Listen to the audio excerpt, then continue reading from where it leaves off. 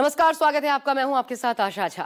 Bangladeshi, Rohingya, घुसपैठिया और तुष्टीकरण, बिहार के चुनावी रण में वोट चोरी के नैरेटिव को रोकने की खातिर बीजेपी के जितने भी टोने टोटके आजमाए गए, वोट चोर गद्दी छोड़ के नारे के सामने सारे हथियार फुस साबित हुए। राहुल गांधी की वोटर अधिकार यात्रा से बिहार में अधिकारों की रक्षा का ऐसा तूफान उठा कि नौजवान रोजगार की मांग को लेकर डबल इंजन सरकार को घेरने लगे, बीजेपी के दफ्तर को ही प्रदर्शन स्थल बनाने लगे। हालांकि बीजेपी ने नए नए शिगुफों की तलाश नहीं छोड़ी है, लेकिन सोमवार को प्रधानमंत्री मोदी के बिहार दौरे से पहले बीजेपी के लिए पिच बनाना मुश्किल साबित हो रहा है, क्योंकि बिहार में अब भी सबसे ज्यादा एक ही नारे का जोर है, गली गली में एक ही शोर है, वोट चोर गद्दी छोड़।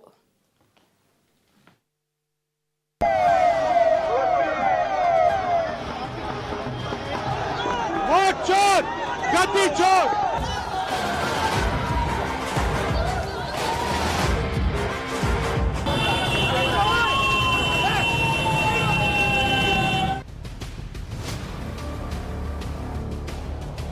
कांग्रेस के लिए अपने वोट बैंक का हित ही सबसे बड़ा है। नरेंद्र मोदी वोट चोरी करके चुनाव जीतता है।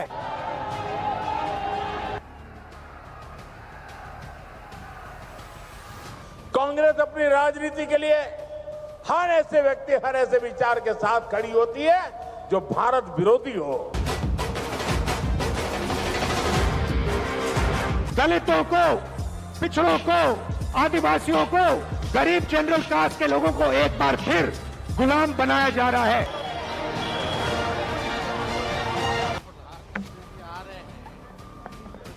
बारिश करने आ रहे हैं।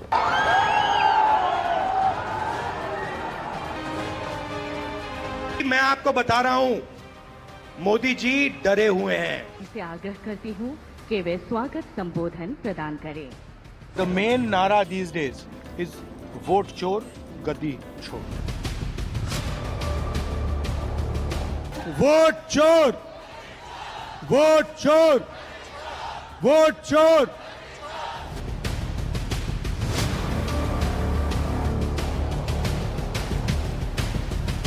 माधवपुरा में हमने एटम बम दिखाया था। बीजेपी के लोगों, तैयार हो जाओ, हाइड्रोजन बम आ रहा है।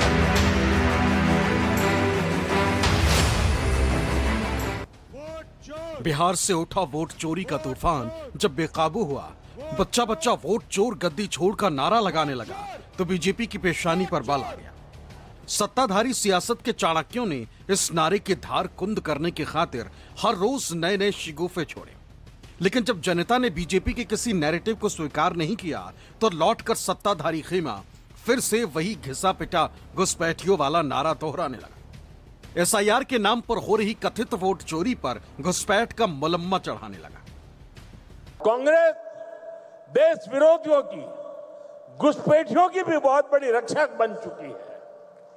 कांग्रेस जब सत्ता में थी तो घुसपैठ को बढ़ावा देती थी, और कांग्रेस चाहती है कि इस घुसपैठिए हमेशा के लिए भारत में ही बस जाए। वोटर अधिकार यात्रा के दौरान जब राहुल गांधी को देखने के लिए लोगों की भीड़ उमड़ने लगी, तब बीजेपी ने सबसे तेजी से यही नैरेटिव फैलाया कि कांग्रेस और आरजेडी घुसपैठियों के समर्थक हैं और वो चुनाव जीतने के लिए घुसपैठियों को नागरिकता दिलाना चाहती। लेकिन राहुल गांधी ने बीजेपी के उस नैरेटिव को तथ्यों के आधार पर फुस कर दिया। दावा ये कि वोट चोरी के सवाल से बचने के लिए बीजेपी उल जुलूल बातें कर रही, घबराहट में ऐसी ऐसी बातें कर रही है जिसमें वो खुद फंस जा रही।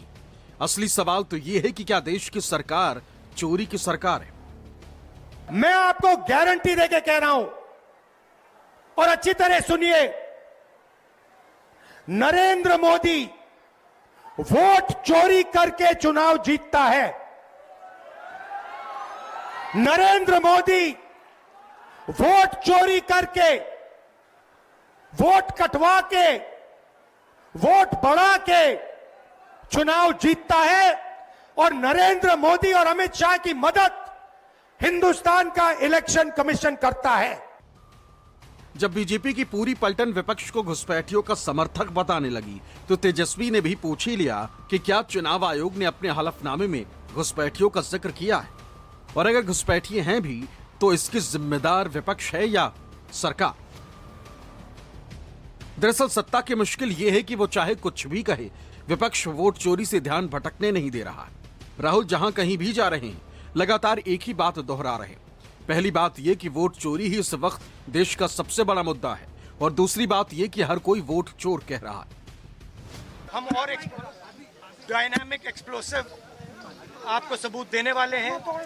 पूरे देश में नारा चल रहा है, वोट चोर गद्दी छोड़ का नारा चल रहा है।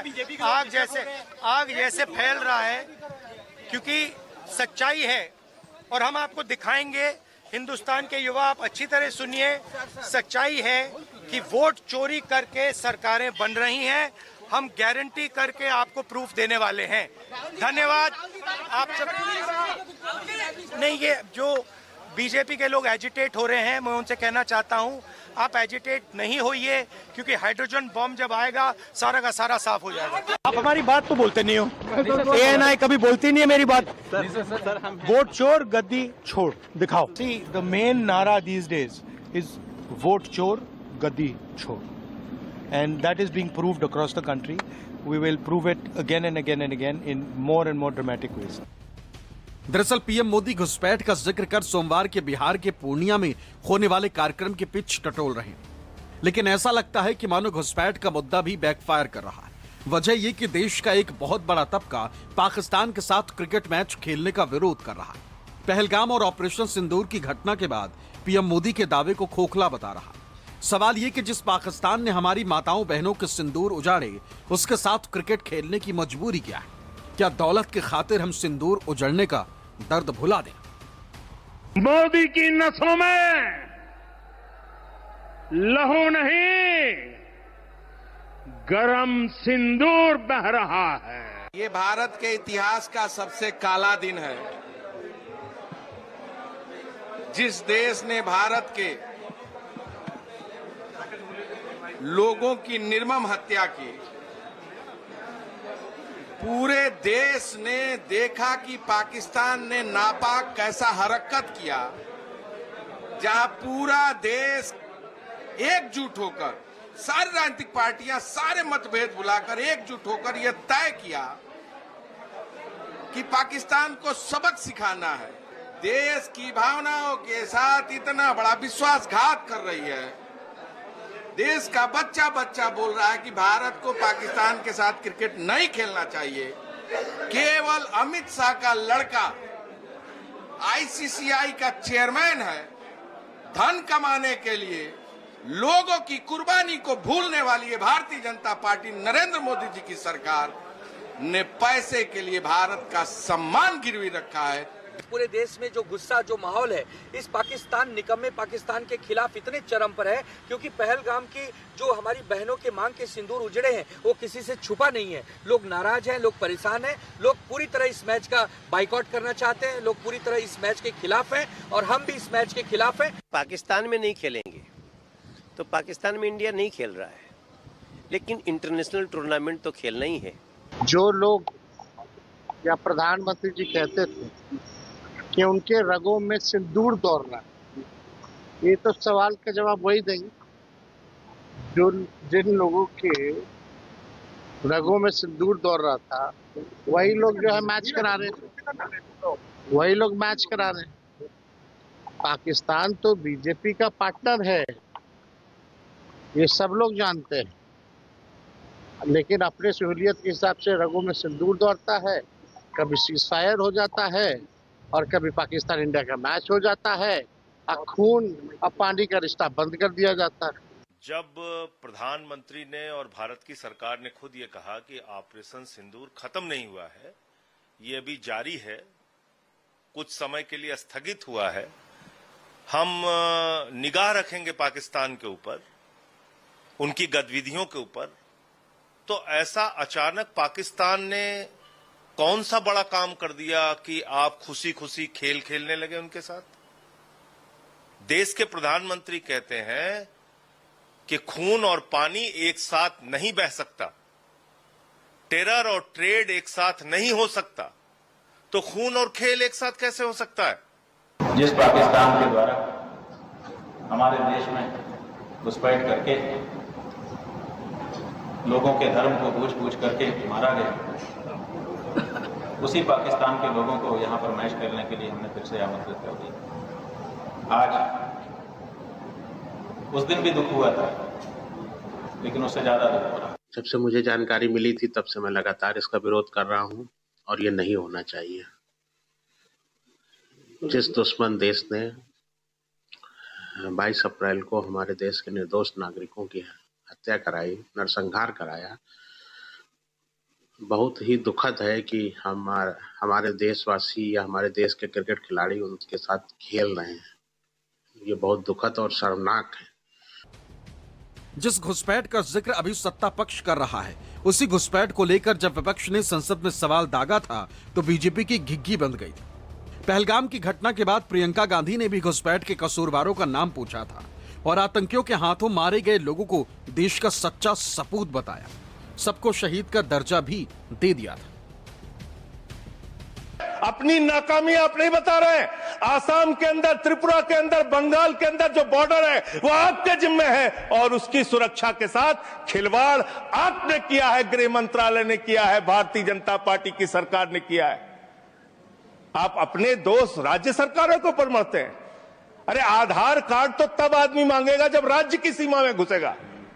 जब 50 किलोमीटर सीमा की सुरक्षा आपके जिम्मे है तो आप क्या कर रहे थे? बिट्टन अधिकारी, मनीष रंजन, हेमंत सुहास जोशी, विनय नारवाल, सुशील नथनियल, अतुल श्रीकांत मोने, सैयद आदिल हुसैन शाह, मीना चुटवानी, एन रामचंद्रन, संजय लक्ष्मण लेले, मानिए प्लीज, दिनेश अग्रवाल, दिलीप दिल से, कुमार सतपति, JS चंद्रमौली, यतीश परमार, S मधुसूदन राव, सुदर्शन नारेबाजी का सदन नहीं है।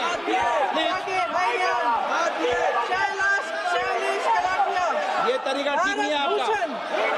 मंजुनाथ राव, कौस्तभ गनबोटे, शुभम द्विवेदी, जय हिंद।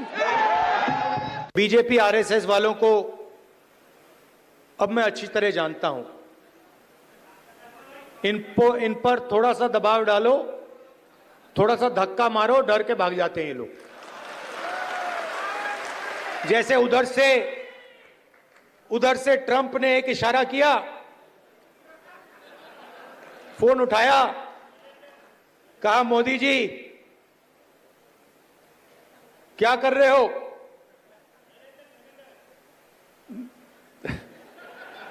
नरेंद्र सरेंडर, और जी हजूर करके नरेंद्र मोदी जी ने ट्रंप के इशारे का पालन किया। बीजेपी को यह बात पता थी कि पहलगाम और ऑपरेशन सिंदूर का मामला उससे उल्टा पड़ रहा है, लिहाजा वो लगातार गोल पोस्ट चेंज करती रही। बिहार में जब राहुल की वोटर अधिकार यात्रा जनसैलाब लाने लगी, तभी दरभंगा में एक टुच्चे शख्स के जुबान से